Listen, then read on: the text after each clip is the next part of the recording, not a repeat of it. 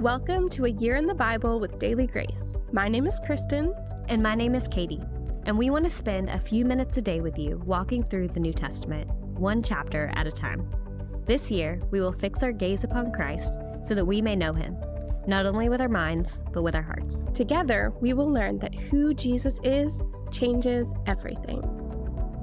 Hey friends, welcome back to A Year in the Bible with Daily Grace. My name is Kristen, and I am so glad that you are here. We are working our way through the entire New Testament, and today we are in Matthew 7. As always, I'm using the free Behold reading plan, the Behold study guides from the Daily Grace Go, and we will link those for you in the show notes. Today is our last day in the Sermon on the Mount. I love this passage, so it has been so great to spend 3 days thinking about these beautiful words of Jesus. Matthew 7 opens with some pretty famous words. Judge not is a phrase that probably all of us have heard at some point. Sadly, these are also words that have been twisted by believers and unbelievers alike, so it is easy to come to this passage with some misconceptions. But as we look at what Jesus is saying here, it is helpful for us to think about the context of this sermon. When we study the Bible, we should be aware of things like historical and literary context. So things like who wrote the book, what period of history was it written in, what genre of literature is it? But we should also keep in mind the literary context of the passage itself, especially when we are kind of zooming in for an in-depth study. We must think about these words in the context of the whole sermon. And it is noticeable that when Jesus talks here, we are taken back to the Beatitudes, and specifically to what Jesus said when he said, "Blessed are the merciful, for they will receive mercy." Jesus is telling us that in light of all that we have been forgiven, when we were worthy of judgment, we should be gracious and merciful with others. So often we tend to deal harshly with others, but mercifully with ourselves.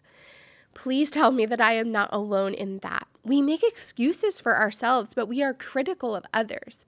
And as believers, this is so backwards to what Jesus commands us to do and the kind of people that he calls us to be. We are to examine our own hearts and be people of grace. In just a few verses, we will learn the flip side, that the fruit of people's lives is so important. But here we are reminded that Jesus doesn't want to just change what we do, he changes who we are. And so we move into this beautiful section about asking, seeking, and knocking. I want to take a moment to read Matthew 7:7 for us. It says, "Ask and it will be given to you, seek and you will find, knock and the door will be opened to you." We were just reminded of how needy we are, but Jesus answers our need with a promise of himself. His answer is always himself. Asking, seeking, and knocking are not a magic formula for us to perfect. This is about living in union with Christ and being transformed by our relationship with him. As we are transformed, our requests will be as well. And when we ask to be made more like him, he will answer. Jesus then gives us a picture, like he so often does. He uses a picture of parenthood and of our love for our children. As earthly parents, we love our children and long to give them good things. If they ask for bread, we would not give them a stone. Jesus then says these beautiful words, "How much more will your Father in heaven?" There is so much comfort in this passage. I want you to hear this today, and I'm preaching this to myself as well. Our Father will not give us anything that is not good for us. That doesn't mean that we will always understand what he is doing, but it does mean that everything that he has given us is good. Stop and think about that for a moment. Everything that he has given you is good for you, the beautiful things and the heartbreaking things as well. He loves us so deeply, and we can rest in knowing that he will do what is best for us. The sermon ends with a call to action.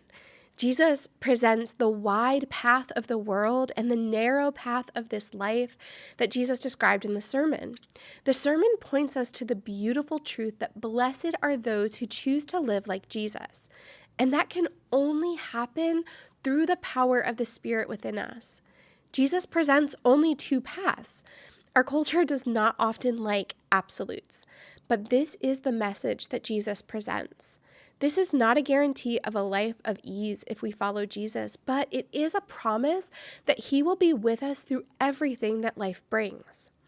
Jesus speaks sobering words to tell us that not every person who claims to be a follower of Jesus is a true follower of Christ. Jesus calls us to action.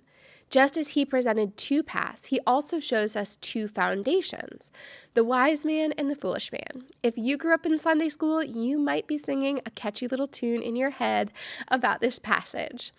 The difference between these two houses was their foundation, and it is interesting to think about the fact that these two houses may have looked identical at first glance, but the storms revealed very different foundations between these two houses. Throughout the Sermon on the Mount, Jesus uses a lot of contrasts to make his points, and he ends the sermon in the same way.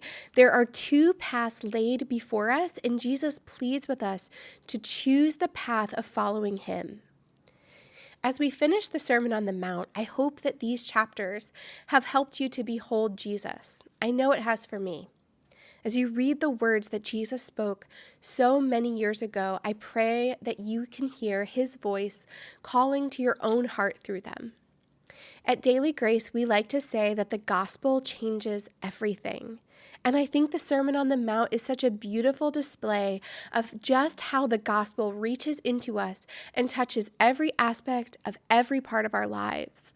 These words give us hope that even the hardest things in life can be used by the Lord to transform us into his image.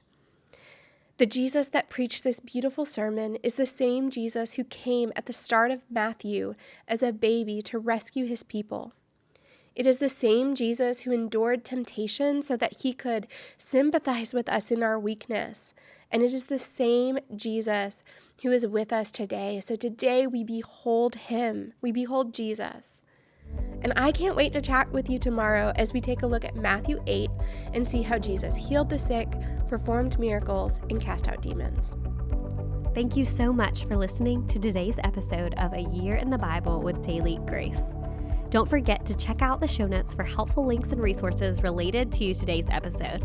And make sure you are following at Daily Grace Podcast on Instagram for more A Year in the Bible content, and at the Daily Grace Co. for all things Bible study resources.